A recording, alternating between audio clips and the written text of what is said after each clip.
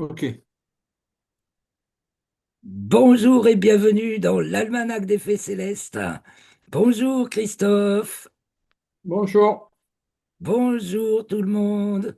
Nous sommes ravis d'être avec vous pour les commentaires astrologiques pour la période du 9 au 17 février 2026, la quatrième phase de la première lune d'hiver nord, été sud. Donc première phase de cette première lunaison d'hiver qui a commencé bien tard, puisqu'elle a commencé le 18 janvier, ou le 17, enfin la précédente nouvelle lune. Et donc nous voyons enfin, nous arrivons au nouvel an chinois.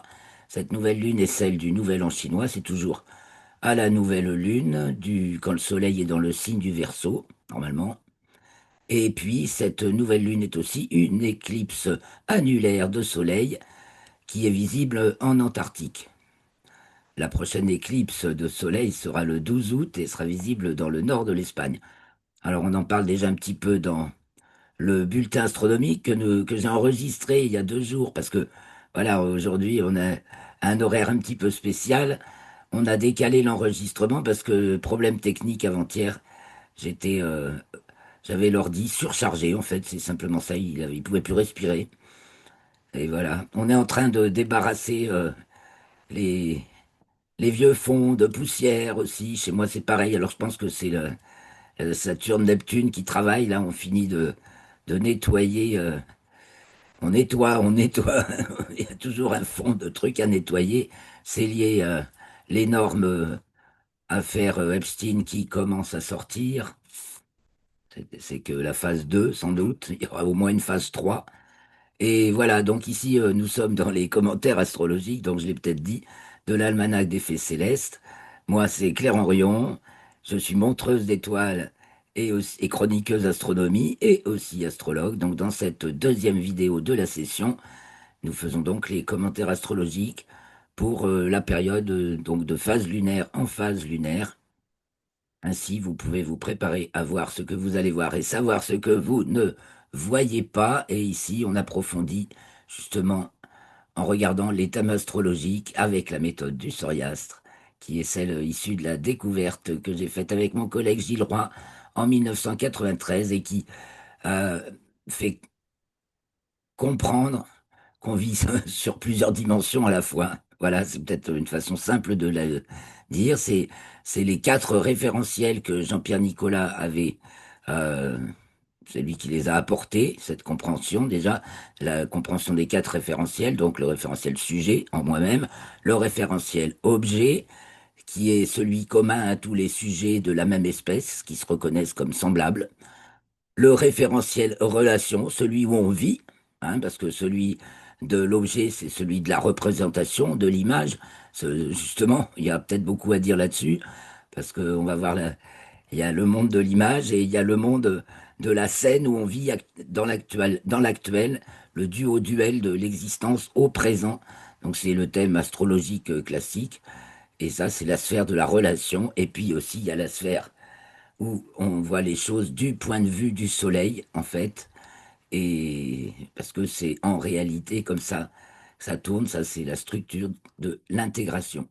Donc ces quatre référentiels avec Gilles, nous les avons identifiés dans les quatre systèmes de coordonnées astronomiques les usuels, les plus basiques, si on veut, en partant justement du premier, celui où on est les pieds sur terre, la tête dans les étoiles, et on contemple le ciel avec notre horizon et nos quatre points cardinaux, notre zénith au-dessus et Nadir en dessous. Et puis après, bon. Alors, je vais remettre le lien aussi vers le diaporama Soriastre. Vous pourrez en savoir davantage sur ce sujet. Petit à petit, j'en parle un petit peu. Et puis un jour, je ferai peut-être une conférence dessus. Le diaporama est déjà en ligne. Donc nous, là, on va se concentrer sur les thèmes de cette période, hein, Christophe. Voilà, je voulais dire tout ça. Je voulais vous dire merci pour vos likes, vos commentaires et vos partages. Merci d'être abonné déjà ou de vous abonner si vous ne l'êtes pas encore. Et donc, c'est toujours un plaisir d'avoir quelques petits retours, surtout qui sont très encourageants. Alors, merci infiniment, mais n'hésitez pas à mettre des objections, à poser des questions pour creuser, creuser. Ah oui, j'ai aussi mis récemment un article en ligne à propos de la Lune et des missions Apollo.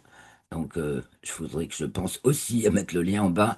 Mais bon, de toute façon, vous avez le lien vers le site Rocastre par le lien de l'article, toujours que je produis chaque semaine, en même temps que les deux vidéos, qui sont que la présentation du contenu de l'article en super filage, parce que dans l'article, c'est approfondi et détaillé du point de vue astronomique, mécanique, céleste. Comme ça, vous comprenez un peu de manière physique de quoi il s'agit tout simplement, hein, dans la chronique des planètes en particulier, et aussi dans la succession des événements célestes jour après jour. Donc là, pour ça, donc, je vous ramène au bulletin astronomique qui est déjà en ligne et l'article est déjà en ligne. Alors, on partage l'écran, on va aller voir nos thèmes, hein. Je fais un très très long intro, mais j'avais plein de choses à vous dire. Et la dernière, c'est si tu veux pas que le ciel te tombe sur la tête, apprends à le connaître. C'est mon nouveau slogan. Allons-y. Donc là, c'est le 24. Alors, on va, non, ce sera pour la semaine prochaine. Justement, j'étais en train de voir que j'avais à faire tous les ingresses lunaires à partir du 18 février. Donc là, ça va faire pour cette semaine le 9, mardi. Non, c'est aujourd'hui, hein. C'est déjà passé, parce qu'à l'heure où on enregistre à cause de ce décalage de l'enregistrement. Donc, c'était bien le lundi 9 février à 12h42 TU, soit 13h42. C'était l'heure du dernier quartier. Donc, bah, comment c'était? C'était avec Mars, enfin plutôt Mars-Soleil, Soleil-Mars-Pluton en Verseau, en 9, et Vénus culminante, hein, Vénus culminante, et Mercure. C'est vrai qu'il y a eu une petite éclaircie en milieu de journée, mais pas beaucoup de soleil, un tout petit peu. Sinon, c'est très pluvieux le temps, hein. Alors, il y a ce Jupiter, Cancer. Là, il est alimenté par la Lune en Scorpion. Ça fait encore beaucoup d'eau. C'est énorme. On a vu dans les thèmes précédents, il était sans aspect, à part de temps en temps la Lune fait un petit aspect, mais il est sans aspect aux autres planètes. Et Jupiter, Cancer, mais c'est énorme. Voilà, c'est la grenouille qui veut se faire plus grosse que le bœuf parfois. Et en tout cas, c'est vraiment une affaire de gestion mondiale qui est en train de changer. Là, localement, on voit que ça fait de l'eau, ça, hein. Nep- La Lune, Scorpion, euh, Jupiter, Cancer, beaucoup d'eau de toute façon, dans les cours d'eau aussi. Bon, bref, ça pourrait déborder, mais là, la question déborde justement cette question météo, hein. Donc, ascendant quasiment solsticial. Donc, on est vraiment dans l'histoire, elle nous parle vraiment de quelque chose de grand, de total. C'est le sens des ensembles. Donc, solsticial, c'est sens des ensembles. Et associé à phase ultra paradoxale. Donc, c'est le moment de renverser la vapeur, hein, quand on arrive au solstice. Là, c'est justement sur le moment de le renverser, parce qu'une fois qu'on est en Cancer Capricorne, c'est fait. Là, voilà, on renverse la vapeur, le monde renverse la vapeur. Toute la direction, hein, le 3, le grand pouvoir, Soleil, Mars, Pluton, enfin Soleil, Mars, Pluton, ou dans le sens du contact, c'est Pluton, Mars, Soleil. Ça veut dire qu'on s'aligne d'abord avec sa nature profonde, c'est-à-dire avec la nature et les lois de l'univers. Et Pluton, ça rigole pas, c'est la vérité. Donc si on ne veut pas l'admettre, la loi de la nature, effectivement, a clashé. Mars, bah, c'est ce qu'on est vivant là en ce moment.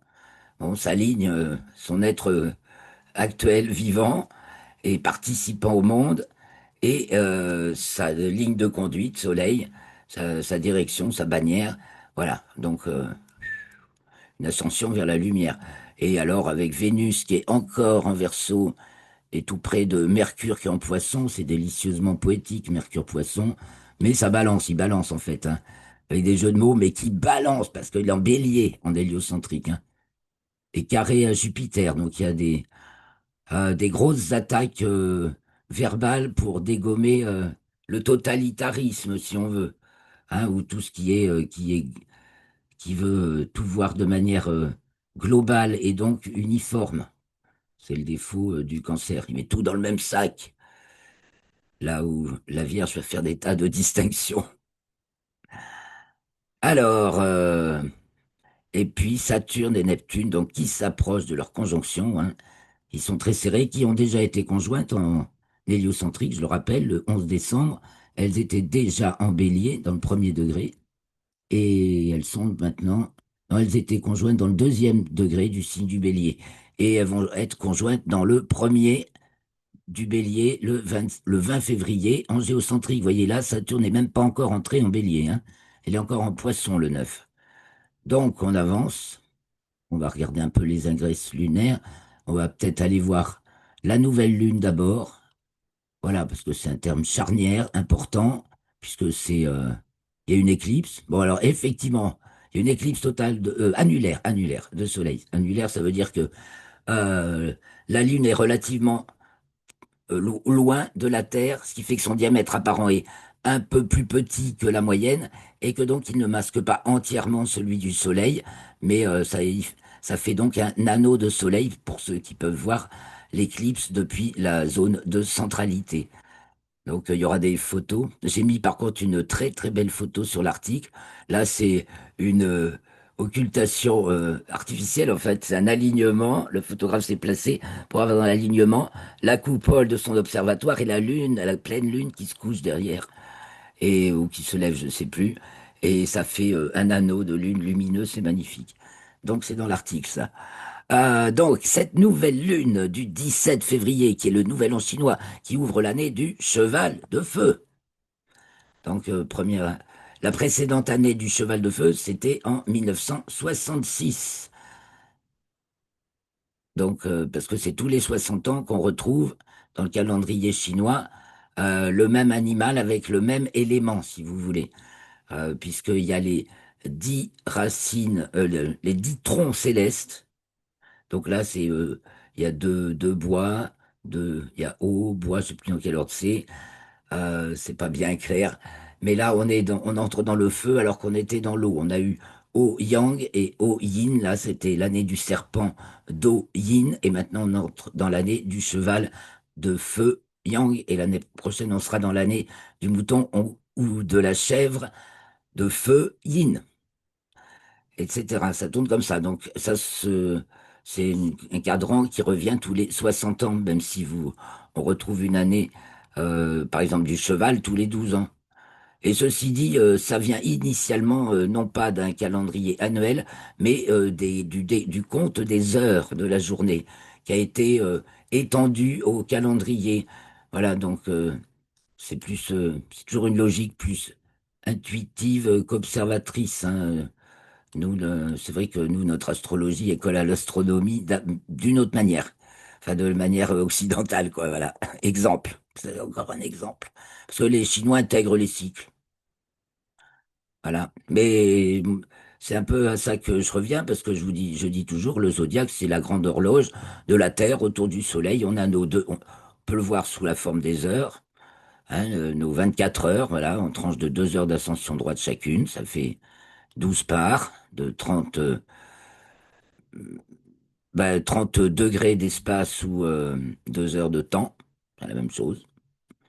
Et ici, c'est le zodiaque, c'est pareil, les signes, c'est le découpage du plan de l'écliptique en 12 parts égales de 30 degrés chacune qui sont bornées justement par le point de départ, c'est l'équinoxe du mois de mars, donc printemps nord, automne sud. Et à partir de là, on a notre cycle annuel, qui est le cycle de la vie. Voilà, celui qui sait le décoder, il comprend le cycle de la vie. Et si on est capable de le suivre, eh bien, tout marche. Voilà. Donc, apprenez le zodiaque. Il y a un document, j'ai plusieurs documents sur le zodiaque, hein. Vous pouvez télécharger, je sais bien, j'en fais pas assez pour vous l'apprendre, mais j'ai déjà quelques documents en ligne sur le site, allez les consulter et envoyez-moi des questions euh, si le document s'affiche pas ou si vous comprenez pas ce que je veux dire. Donc, revenons à cette nouvelle lune qui est euh, qui culmine, c'est à l'heure de sa culmination, c'est au midi vrai. D'ailleurs, tu as fait la remarque, Christophe, t'as dit, bah, comment ça se fait, on devrait la voir, l'éclipse. Mais en fait, Oui, c'est bien sur le même méridien que nous que ça va se passer, à peu près, mais c'est pas, enfin pour ceux qui l'auront central, mais c'est dans l'Antarctique. C'est pas pour toute la planète. Il y a qu'une petite bande de la planète parce que c'est une affaire d'alignement. Si pour voir la Lune passer devant le Soleil, il faut être quand même bien au bon endroit.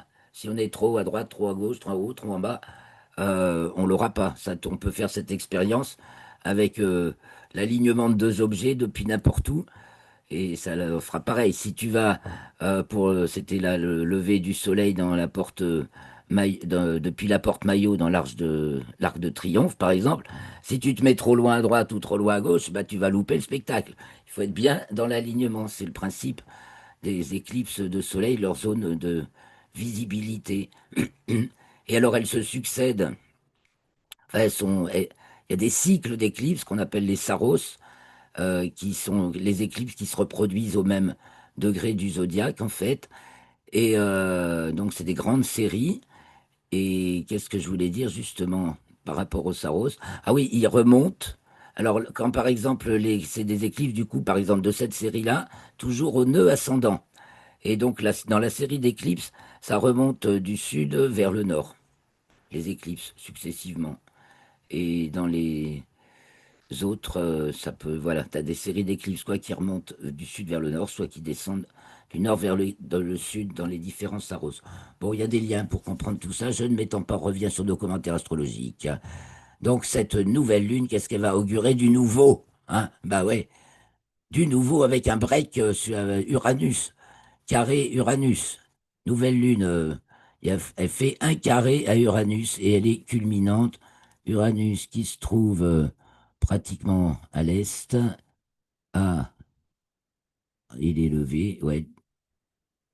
Et donc, ben voilà, il y a du...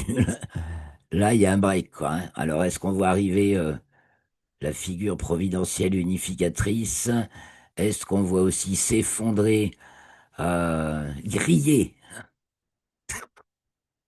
les, les caciques de l'autorité absolue,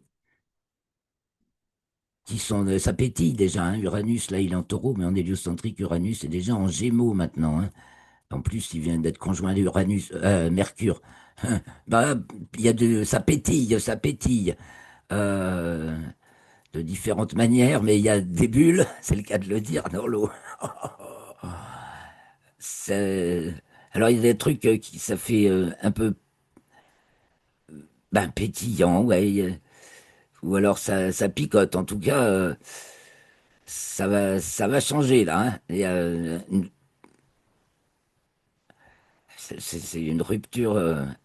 C'est transcendantal, puisqu'il y a toujours cette figure harmonique des trois, et même des quatre maintenant avec Saturne, depuis début 2024, Uranus, Neptune, Pluton, voilà, qui forment double sextile autour de Neptune, qui est en plus avec Saturne depuis 2025. Et là, on arrive au moment pile de leur conjonction. Et puis, ces planètes de transcendance, donc qui assurent mais vous voyez pas le chapeau de protection bienveillant là, waouh, qui fait que bah, les faits se déroulent, les clashs qui doivent avoir lieu ont lieu. Là, il y a sans doute l'agriculture va en remettre une couche là. Enfin, quand je dis l'agriculture, oui, elle va être, ça va pétiller. Mm. Il y a peut-être une initiative qui va faire, qui va coincer les directives malsaines. Enfin, pire que malsaines en fait. On a aussi, pire que malsaine, complètement mortifère, quoi. Donc, soit on se redresse, et là, on se redresse dans l'axe. Alors, je montre un petit peu le RET, tchou tchou. Hein.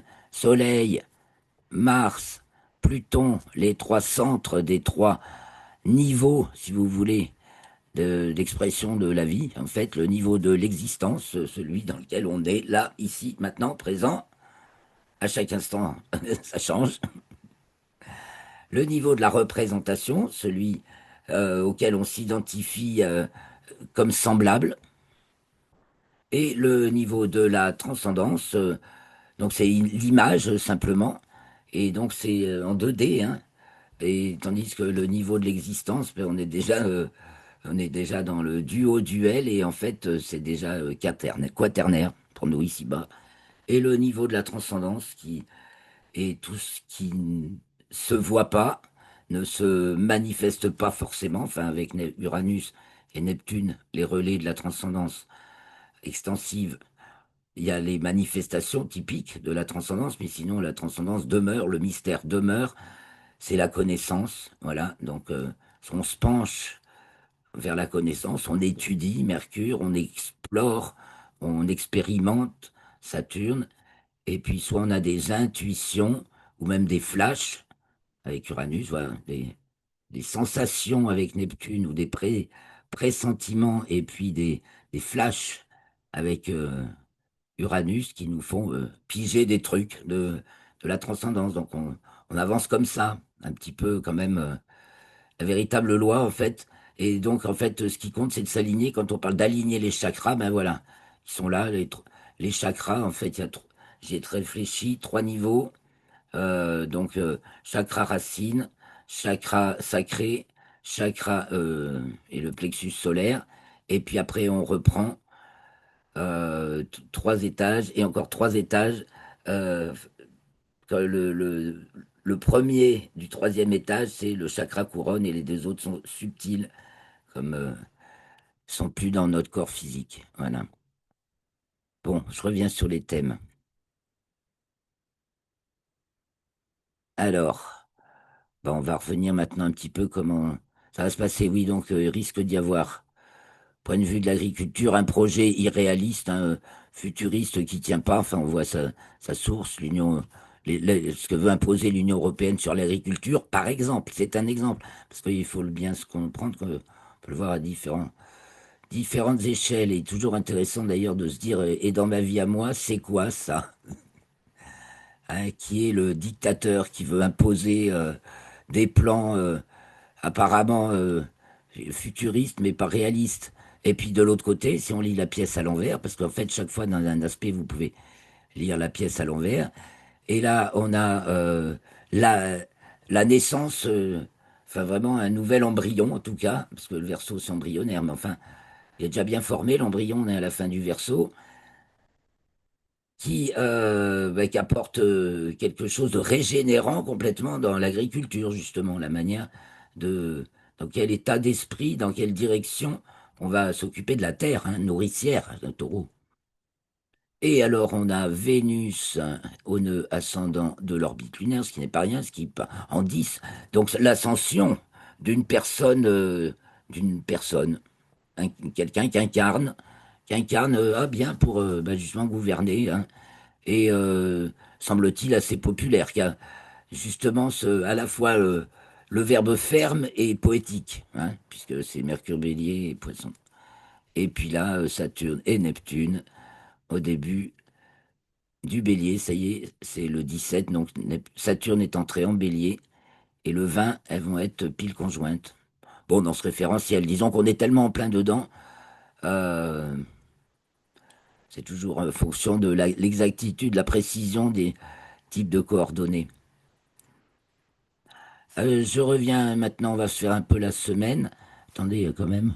Oui, donc on a vu une conjonction Mercure-Uranus en héliocentrique, premier degré du signe des Gémeaux, carré à la Terre, re- qui est encore fin Lion en héliocentrique, puisque le Soleil est fin Verseau en géocentrique, et qu'on vient d'avoir la coup de ciseau de la conjonction Mars-Pluton en géocentrique, en hélio, pardon, qui s'était déjà produite un petit peu plus tôt en géocentrique. Donc, rupture, coup de ciseau, c'est vraiment action, action d'un nouveau programme, hein, une étape au moins. Et donc là, on dirait que il y a évidemment il y a de l'attaque quoi sur les propos de vérité. Cela, on voit là toute la fonction médiatique. En plus, en Gémeaux, répandez ça partout dans le monde. Oui, pour répandre les nouvelles euh, énergies partout dans le monde. Et bien sûr, il y a le blocage peut-être dû justement à l'orgueil de ne pas vouloir perdre la face pour ceux qui auraient beaucoup menti. et le blocage de garder les manettes, garder les manettes, garder les manettes, garder le pouvoir, quoi. Bon, peut-être ça va changer. Il y a un glissement là avec Vénus en poisson qui vient s'opérer sur qui tient les manettes. Alors, je reviens maintenant hein, en arrière. Et le 9, donc dernier quartier, on vient de le voir. Donc, on a la Lune qui rentre en Sagittaire le 10. À ce moment-là, c'est Vénus qui a l'ascendant. Et elle est au double carré d'une opposition Lune-Uranus. Ah bah tiens, voilà une belle... Quelqu'un, bah c'est là que, je sais pas, elle est intronisée, la personne féminine, enfin de caractère féminin, typée Vénus, enfin, type, de type, de caractère féminin, en tout, mais ça peut être un homme. Ça nous dit pas, surtout en Verseau, c'est un signe masculin. Mais après, ça passe en Poisson. Enfin, il y a peut-être plusieurs personnes d'ailleurs.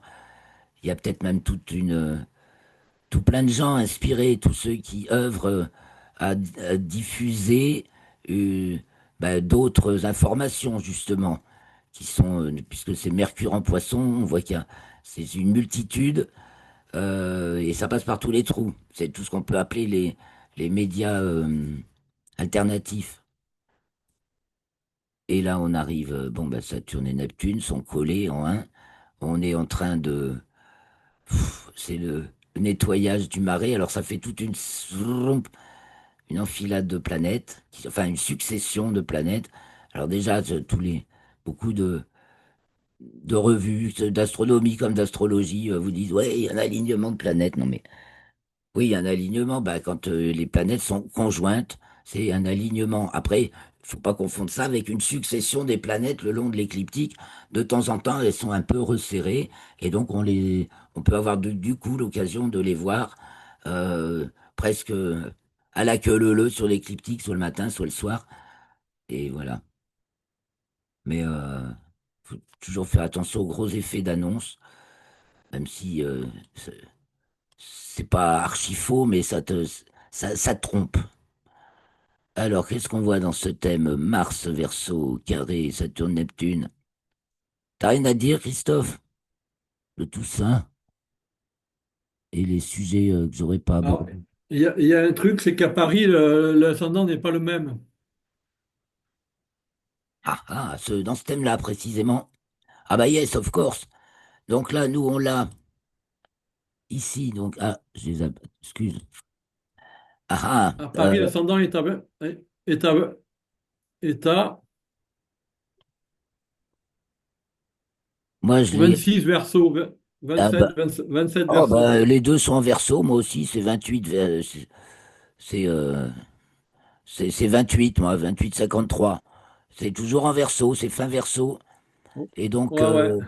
moi, et puis, donc, il y a Vénus, qui est juste. Pour moi, elle est juste dessus, Vénus. Quelques minutes. Oui, mais il y a un écart quand même de. Non, mais je dis, Moi, qu'est-ce que je elle est à dis? 2 degrés. C'est 26, 20, 25, 27. D'accord, oui, bah toi, du Autant coup, pour moi. l'ascendant est là, et sur cette ligne-là que je montre. Et donc, Vénus n'est pas encore levée. Tandis que chez Oui, elle moi, est en 1. Vénus est pile à quelques minutes sur l'ascendant. Et Oui, donc, elle est dans le c'est compte. Oui, sympa. ouais, ouais, Voilà. ouais, ouais. Et bon, ben, c'est tendu, Lune-Uranus. Mais c'est détendu aussi par Saturne-Neptune d'un côté et Pluton de l'autre. Donc, bah, toujours la transcendance et Saturne-Neptune, c'est Cendrillon. Les travaux de nettoyage, tu me disais toi aussi d'ailleurs qu'il y avait beaucoup de. Chez toi aussi, je ne sais plus dans quel domaine, c'est à ton boulot, tu fais beaucoup le ménage. Là, il y a beaucoup de. Informatiquement, comme dans notre environnement, enfin, dans différents domaines. C'est le grand dépoussiérage, découverte de tas de choses. Alors tu vas voir, on n'a pas encore tout, heureusement, ils n'ont pas encore montré plus terrible de l'affaire Epstein. Et sans doute que ce qu'ils vont se réserver pour que Saturne va être entré en bélier et que les deux vont être conjointes, ça va être... Voilà. Alors là, on voit que le grand pouvoir qui succède en Verseau, là, est en 12. Hein. On abandonne. Qu'est-ce que c'est grand pouvoir en Verseau en 12 12, c'est-à-dire transcendance de l'objet. C'est-à-dire, on laisse tout, c'est tout ce qu'on. Serait-ce l'abandon justement du projet futuriste mondialiste, hein, et l'avènement de quelque chose de plus humain? Parce que ce monde que beaucoup se laissent un peu avoir, enfin, c'est le côté New Age qui comprend pas l'autre face de la médaille. Euh, le côté verso, c'est les prémices, c'est les plans de quelque chose, c'est collectif. Donc ça ne laisse pas la place à la vie individuelle. C'est au carré, c'est l'inverse du taureau qui a tendance à être trop le nez dans son ornière et ne pas faire de plan pour l'avenir. Euh, le taureau il s'occupe de manger, voilà, ses ressources, tandis que le verso est dans ses projets, mais il s'occupe, il y en a rien, et il est collectif, tandis que le taureau est déjà individuel, puisqu'on est passé par le bélier entre-temps. Donc, il s'intéresse pas à la vie. Donc, ça va clasher aux côtés de l'agriculture. Le projet, donc, mondialiste, futuriste, il est en train de se casser la gueule, c'est ce qu'on peut constater. Hein. Alors, ça crée une très forte tension. C'est électrique, je veux dire, on sent que la, l'affrontement entre deux partis est de plus en plus idéologique.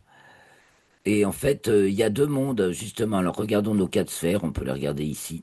Je vous ai parlé de la sphère de l'objet, ici, plan équatorial, et de la sphère de la relation. Dans le monde de l'objet, c'est le monde de la représentation, de l'image, c'est la photo, et c'est le dessin à plat, sans perspective. Voilà, et parce que on comprend, par exemple, je vais essayer on va prendre un exemple bête, les blancs contre les noirs ou les noirs contre les blancs. Euh, voilà, alors c'est valable, les noirs contre les blancs. Alors, enfin, je veux dire, exemple, euh, si, enfin, ça y est, je tombe carrément dans les problématiques euh, actuelles, mais bon, si c'est un noir qui fait du mal à un blanc, on lui pardonne. Si c'est un blanc qui fait du mal à un noir, on lui pardonne pas dans l'état actuel. Or, peu importe, c'est le fait que si quelqu'un fait du mal à quelqu'un d'autre, on lui pardonne ou pas, comment on s'y prend, c'est la même règle pour tous. Non, là, c'est une règle, ça va que dans un sens. Il n'y a pas la perspective dans cette vision du monde. Tandis que là, déjà, on ajoute la perspective du vivant. En fait, pour la véritable perspective, il faut le recul que donne la vision héliocentrique, où donc on peut voir en étant, en se désimpliquant de l'affaire, quelle est notre part dans ce jeu et, et relativiser. Voilà, ce qui nous amène à relativiser dans la sphère relation. Et donc, si on a compris les lois de l'intégration, donc faut évidemment s'ouvrir au spirituel. Si on est dans un monde matérialiste qui n'accepte, qui ne veut reconnaître que l'espace-temps de l'objet et de la relation, et qui dit la structure et l'énergie c'est dans l'invisible, ça n'existe pas. Bon voilà, l'esprit, ça n'existe pas, le monde spirituel. Voilà, qui sont purement matérialistes, ils sont là, hein, que objet, relation, donc forcément, dans leur vie, ils existent et ils vivent, mais ils vont, au lieu d'avancer dans leur processus de contact qui tourne comme ça, dans le sens participation, eh ben ils reviennent en arrière et ils font du cancer individuel et collectif.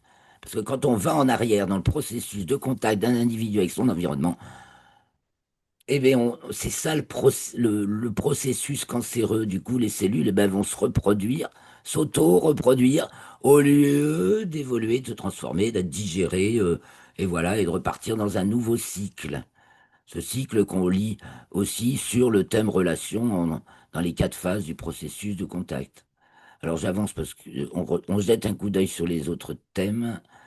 Donc là, le 10 février, donc on va demain, oui, on est vraiment en train d'assister d'ailleurs à cette fin d'un monde et on s'attend tout le temps à voir apparaître justement cette Vénus, alors où elle en est. Ah, là, c'est Mercure qui est à son tour sur le nœud descendant de l'orbite lunaire. On est en maison 6, Vénus, Mercure. Soleil, toujours. Soleil, Mars, Pluton en 5. Alors, le pouvoir au peuple. Sacra... Euh, Ah, la Lune entre en Capricorne au carré de Mars. Ce serait une Joli tension carré de entre Mars. le monde de le monde de Poupou et le monde de l'UE. Et aussi peut-être la Chine.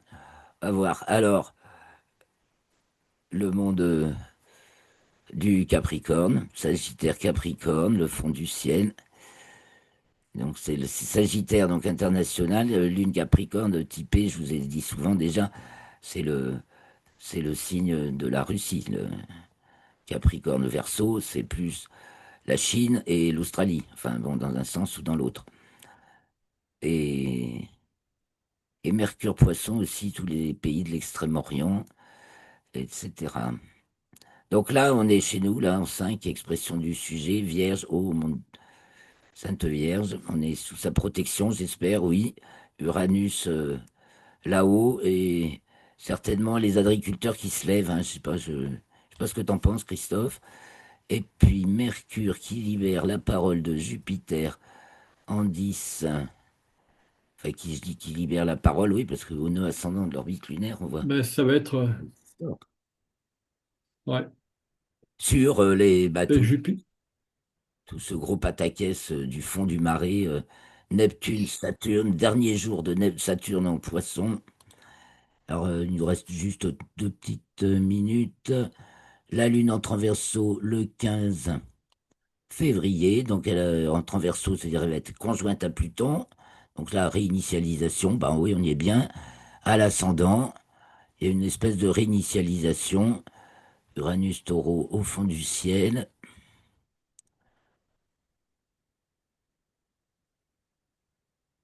Est-ce que Ouais, mais ça annule un truc entamé? C'est possible.